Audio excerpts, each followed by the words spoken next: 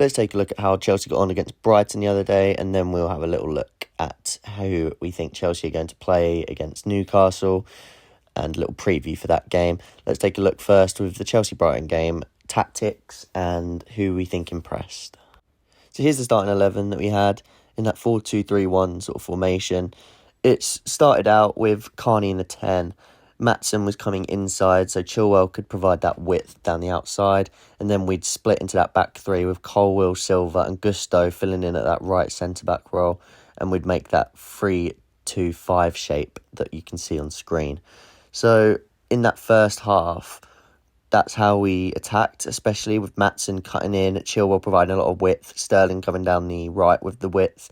And then in that midfield, you had Santos and Gallagher building up the play from the middle, and then Maatsen and Carney creating that box midfield. Whereas in the second half, as you can see, you had that 4-2-3-1 where Mudryk came in, who had a very good game, which we'll talk about later. So Cucurella was sort of inverting into midfield at times so that Mudryk could provide more width and get the better out of his speed and his touchline ability, like to go 1v1 down the byline.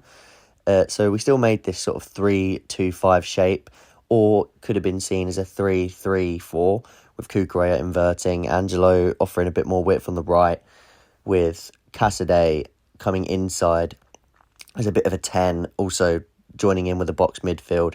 Mudryk would sort of go in between the touchline and that inside left position, sort of where Maatsen was and sort of where Chilwell was. He'd sort of switch between the two. And then if he was cutting inside, that's when Cucurella would bomb forwards. And if Mudryk was providing the width, then that's when Cucurella would offer that inside inverted midfield role. So the first really big positive that I want to mention is Carney Chukwuemeka. I thought he was excellent in that game, and especially in that first 45 minutes that he played.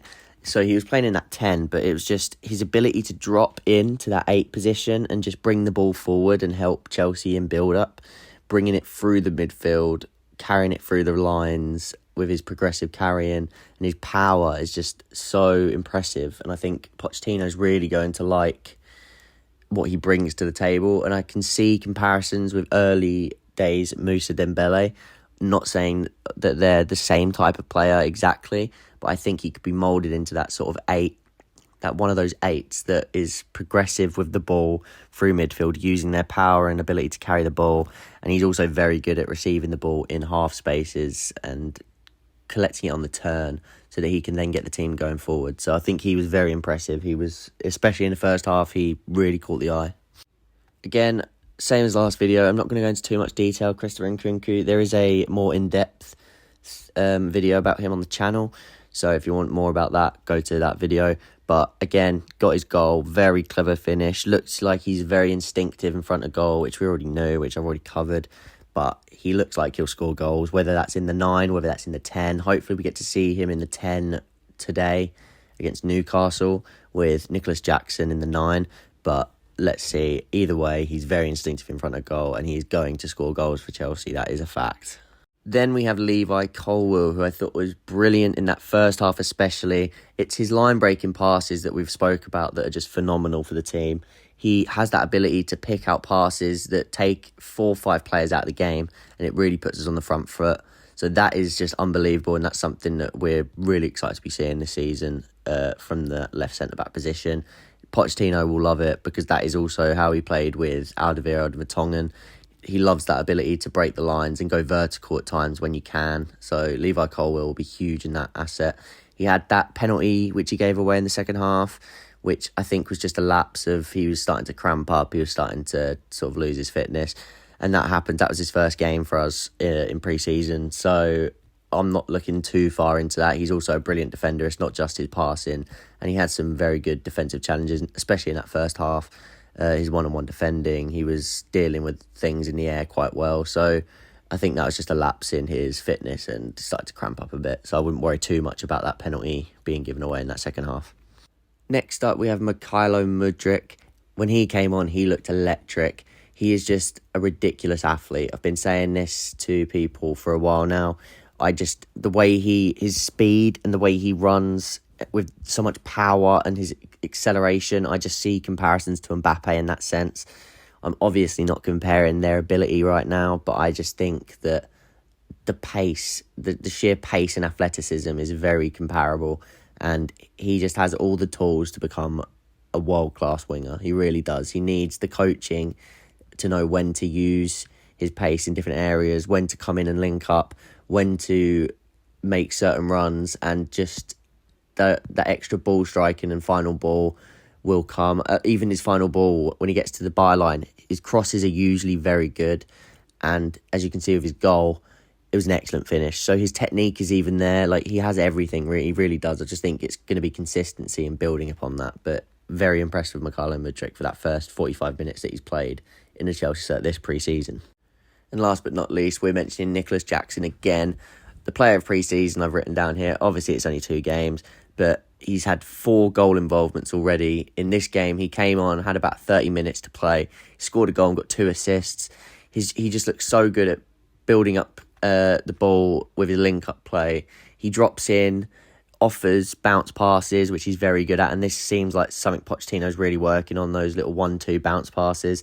It's working really well. He knows exactly when to run in behind. He's been making some really good runs, and he's made some good connections already, like that Mykhailo Mudryk goal.